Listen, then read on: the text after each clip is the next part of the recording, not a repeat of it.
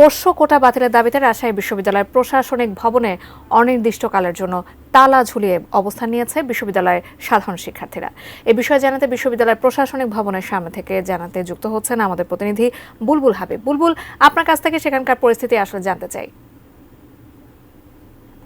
যাকে সকাল 10টার দিকে রাজশাহী বিশ্ববিদ্যালয়ের শিক্ষার্থীরা তাদের যে পূর্ব নির্ধারিত ঘোষণা ছিল যে এই সকাল 9:50-এর মধ্যে তারা যদি এই পোষ্য কোটা সম্পূর্ণরূপে বিলুপ্তি না করে তাহলে তারা সকাল 10টা থেকে এই প্রশাসন ভবনের গেটে তালা দিবেন এবং ঠিক তারা 9:50-এ তারা প্রশাসন ভবনের সামনে অবস্থান নিয়ে সেখানে থেকে মাইকে তারা যারা প্রশাসনিক ভবনের ভিতরে ছিল কর্মকর্তা কর্মচারী তাদের উদ্দেশ্যে তাদেরকে বের হয়ে যেতে বলেছিলেন, কিন্তু তারা কর্মকর্তারা আসলে বের হয়ে যায়নি, তারা ভিতরে আছে। ঠিক সকাল 10টার দিকেই তারা আসলে গিয়ে এই প্রশাসনিক ভবনের গেটে তালা ঝুলিয়ে দেয় এবং সেখানে কিন্তু এখন পর্যন্ত তালা ঝুলিয়ে শিক্ষার্থীরা এই গেটের সামনে এবং আশেপাশে তারা অবস্থান করছে। আমরা জেনেছি যে রাজশাহী বিশ্ববিদ্যালয়ের এই প্রশাসনিক ভবনের গেটে বিশ্ববিদ্যালয়ের প্রভিসি প্রশাসন এবং জনসংযোগ প্রশাসক সহ কর্মকর্তা কর্মচারীরা তারা ভিতরে কিন্তু আছে। আর যেহেতু বিশ্ববিদ্যালয়ের প্রশাসনিক ভবনের এই একটা মাত্রই গেট, ফলে কিন্তু তাদের আর বাহিরে বের হওয়া বা বাহির থেকে ভিতরে যাওয়ার কোনো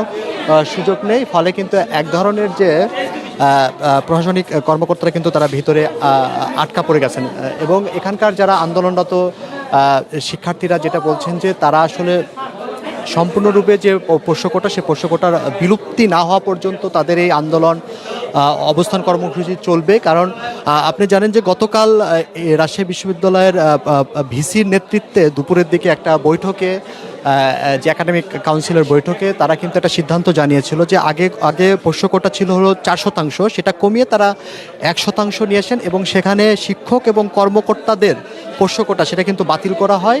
1% শুধুমাত্র বিশ্ববিদ্যালয়ের যারা সহায়ক বা একদম কর্মচারী তাদের জন্য শুধুমাত্র 1% এই পোষ্য কোটা রেখেছে, কিন্তু শিক্ষার্থীরা সে 1% পোষ্য কোটাও মানতে নারাজ। তারা 1% পোষ্য কোটাও চায় না, তারা চায় যে এই পোষ্য কোটাকে সম্পূর্ণভাবে বিলুপ্তি করতে হবে।